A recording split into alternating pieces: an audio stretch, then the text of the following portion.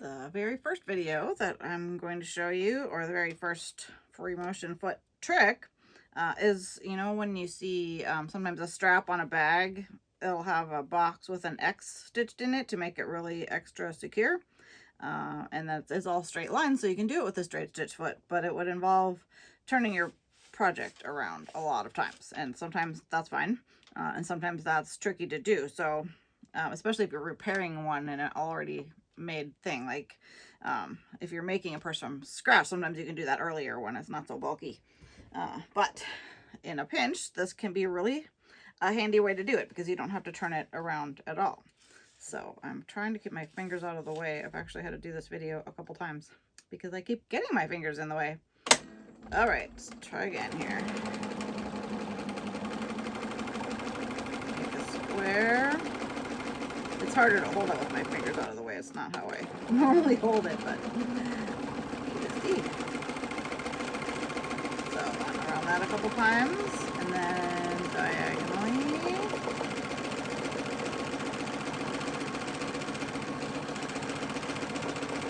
Diagonally the other way.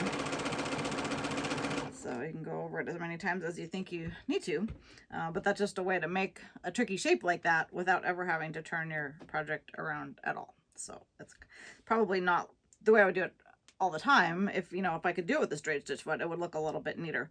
But if it's hard to get to, then I would definitely do it this way. The next thing I'm going to show you is how to sew a button on with your free motion foot. This is one time where you absolutely want to lower the feed jogs, because you definitely don't want your button moving when you have it under your machine. So my machine has a setting for buttons. So I find the buttonhole and then the button. And the tricky part here is that you want to make sure that it does a zigzag, and you want to make sure the zigzag is the right width for your holes. With enough experience, you can tell by looking at it, and like, I already know this is going to be fine.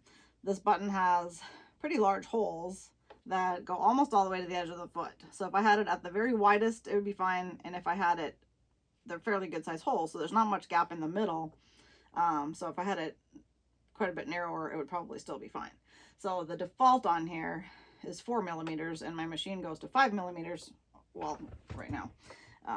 So I know it's fine. So I'm just going to, but you can definitely check it. I mean, it's when you're first starting to do it, it'd be a really good idea to check it by turning the wheel, and make sure that that second stitch or whatever it is going to go in the hole, because you don't want to break your needle or your button. So then after you do the first two, just scooch it over and make sure they're lined up right. And again, you know, when you're first starting out, you should just check it, because then otherwise it's kind of scary. Then after it's done, if this was like on a greeting card, which is often what I'm putting buttons on, I would just trim the threads off and call it good.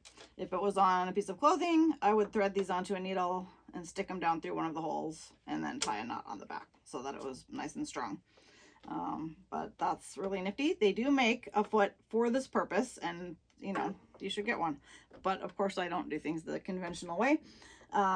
Usually I don't ever think of it, and then I'm last minute and I need a button, so I just use my free motion foot. But I absolutely always make sure I put my feed dogs down, because you don't want those bouncing and doing anything and moving your button. You also want to only do it on buttons that are fairly smooth. Like if it's really lumpy or really thick, or you know, a big rim around the edge, there's all kinds of things that can make this tricky. But for a simple plain flat button, this is a nice thing to do in a pinch also. A lot of my things are things you wouldn't necessarily always do, but you can do them in a pinch. So, all right, that is number 2. All right, the next free motion foot trick that I'm going to show you is how to repair tears and holes and things like jeans and shirts.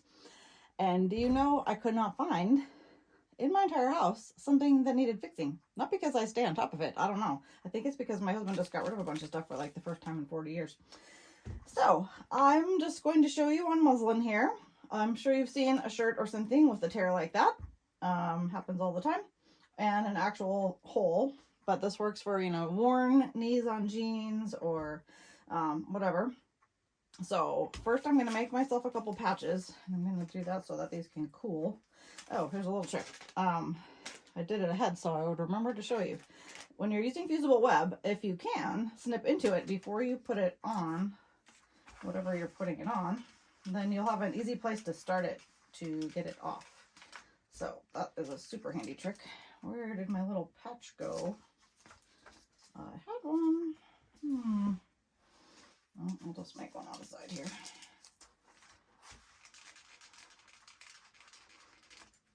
All right, so I wanted to get those done because they need to cool a bit. So I'm probably going to make this the wrong way, but that's okay. I'll just put it on the other side.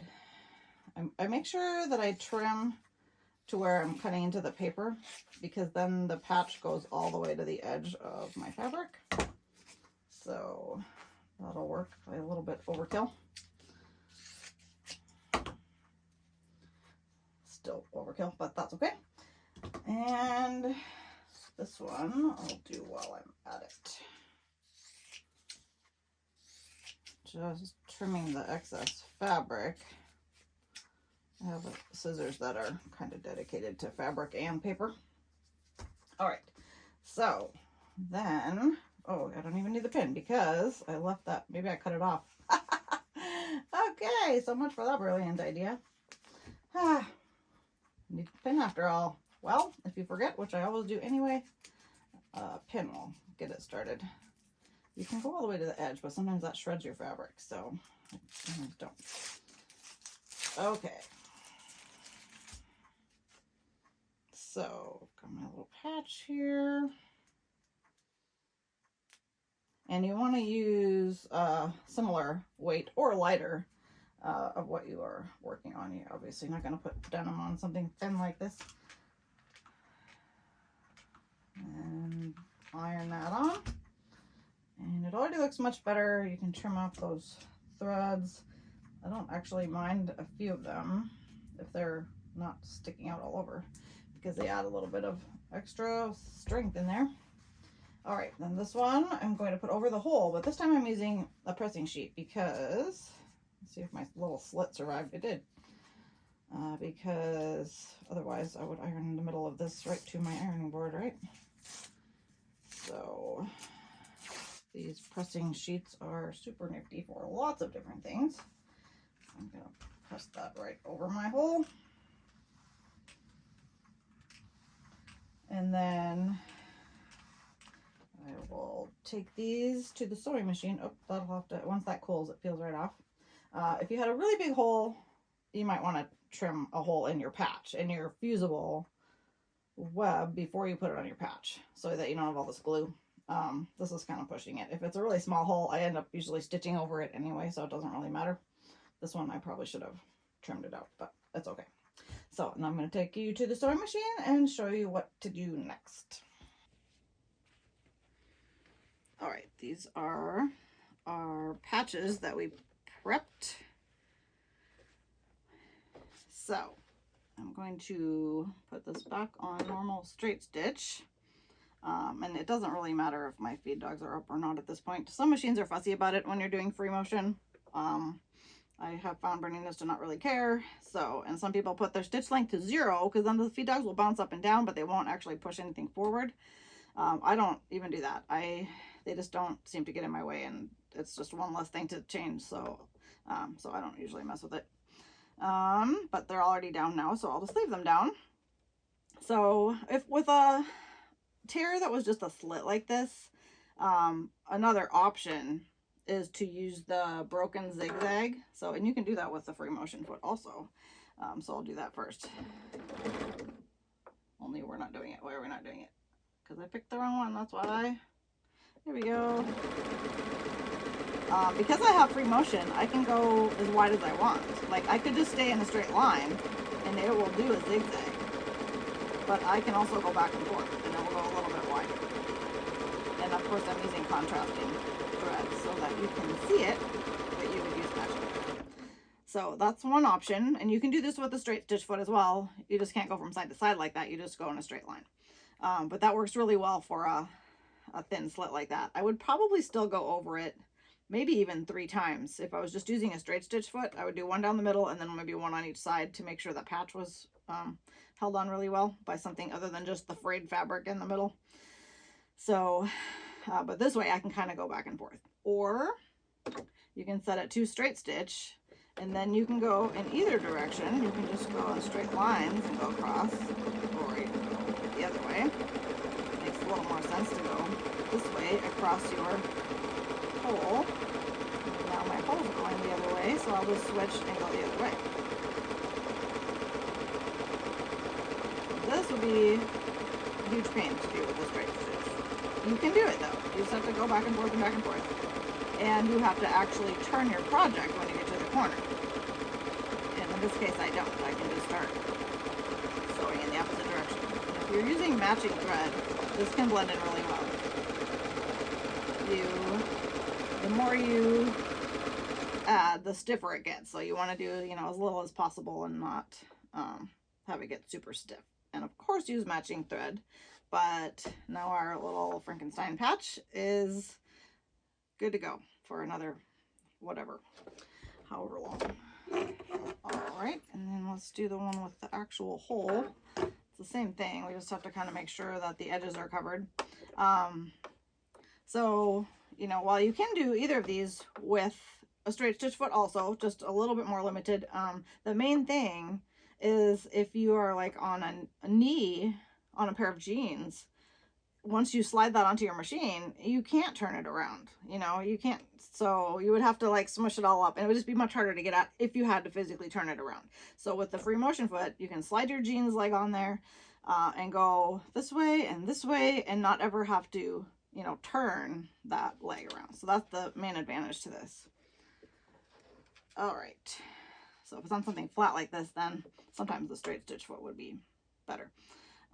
So again, I could do my broken zigzag with the straight stitch foot or free motion, and I'm just making sure I'm covering that line.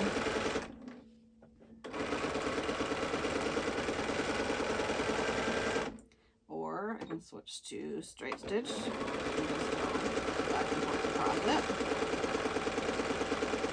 And if you have something that is strong enough fabric to take it, and that you want to be really strong, you can go both ways. You can, oh, I think I just ran out of bobbin thread. But you can go both directions and make it just extra strong. So I ran out of bobbin thread, but I think you'll get the idea on that.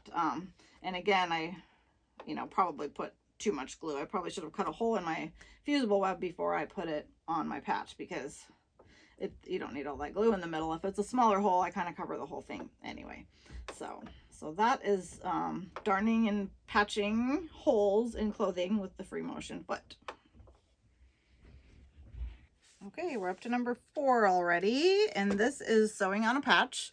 When I worked at the sewing shop, we live in a military community, so we had a lot of military patches to sew on, and they were often on the sleeves on military shirts, and that is a really tricky place. You know, if you can slide the sleeve onto your machine, but then you can't turn it around in a circle or whatever the shape was. And so I figured out pretty quickly that this was a much easier way to do that. So, of course you would use matching thread, and then I just they usually have the satin stitching around the edge. And so I usually just try to stay, you know, right on the inside. I already missed, but just try to follow that inside line. And again, if you're using matching thread, this isn't going to show at all. So I'm going to stop here because some people really want them to be stitched on with a zigzag stitch. And that is more secure, and there's no chance of the edges curling up. With military patches, they get changed somewhat frequently anyway, so it wasn't a huge deal. But occasionally someone really would insist that it would be done with a zigzag stitch, and that's a whole different deal. It's much harder to do a zigzag stitch on here, but you can do it, so I'm going to show you how. Another place that we used this a lot was letter jacket patches, because those often, some of them go on the pocket. So trying to put a patch on the pocket of a lined jacket by machine, because we wanted them to be secure. I mean, you can make it secure by hand also, but it was just faster in the long run to do it by machine. but we had to open up a hole in the lining and work our way, you know, that jacket, work our way into that spot. There was no way I wanted to turn that big bulky thing around once I got in there. So that was another time I would use this foot, and it was great. So right now I'm going to show you, if you really had to do zigzag, it's very tricky, but you can do it. You just have to kind of simulate a zigzag. It takes a little practice. So, but it can be done if you're in a spot where you really, and again, if it was a matching thread, oh, if I go a little couple stitches, that actually helps. Instead of doing a solid zigzag, that's much easier. Just do a broken zigzag. So, if it matched, that would not look horrible. But it's definitely trickier to do the zigzag, but the straight stitch isn't bad at all. So that's a great way of putting patches in tricky spots. That was number 4. Let's go, next week will be number 5 though.